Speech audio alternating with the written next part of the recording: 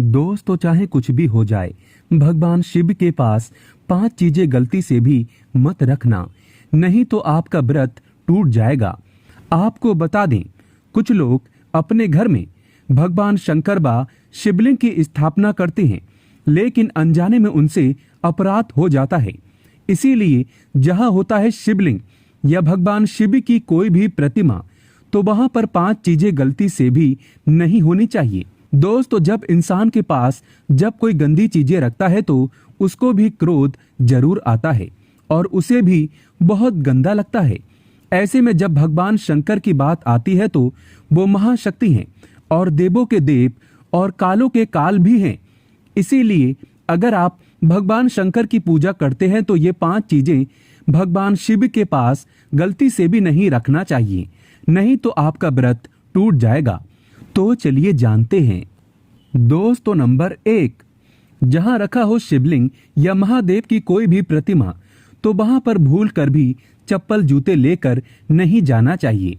जरा सोचिए, जब आपके कमरे में कोई चप्पल लेकर प्रवेश करता है तो आपको कितना क्रोध आता है।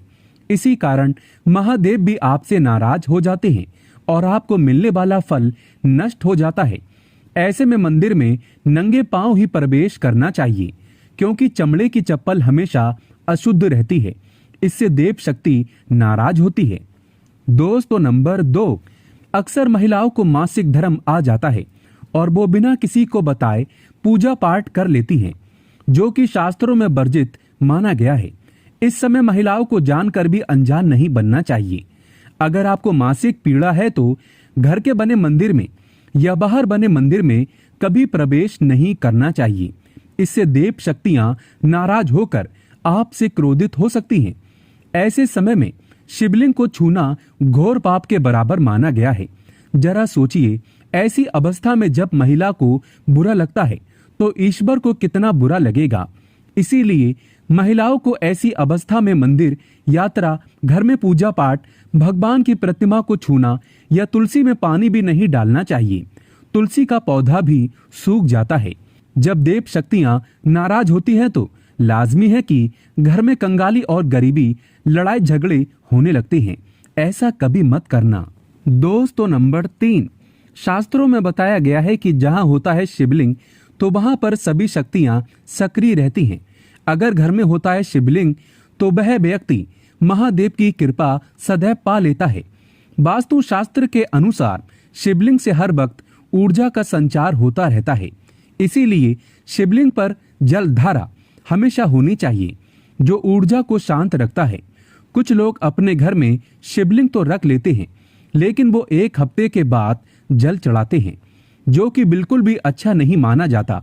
अगर आप जल नहीं चढ़ा सकते तो आप अपने घर में शिवलिंग स्थापित कभी ना करें, जो कि गरुड़ पुराण में बताया गया है। इससे उल्टा घर में विनाश होता है।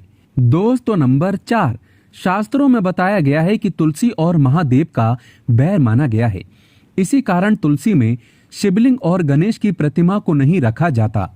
कई लोग जाने अनजाने में शिवलिंग को तुलसी में रख देते हैं और घर में परेशानियां आना शुरू हो जाती हैं।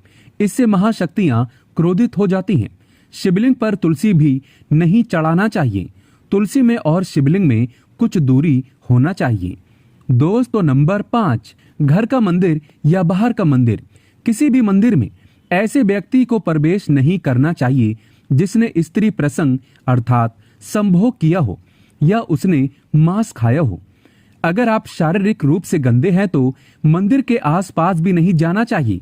घर के बने मंदिर में कोई कपड़ा आदि डाल देना चाहिए। जरा आप ही सोचिए, क्या आप मांस खाकर या स्त्री के साथ शारीरिक संबंध बनाकर भगवान के पास जाएंगे और क्या वो आपसे प्रसन्न होंगे? बिल्कुल भी नहीं।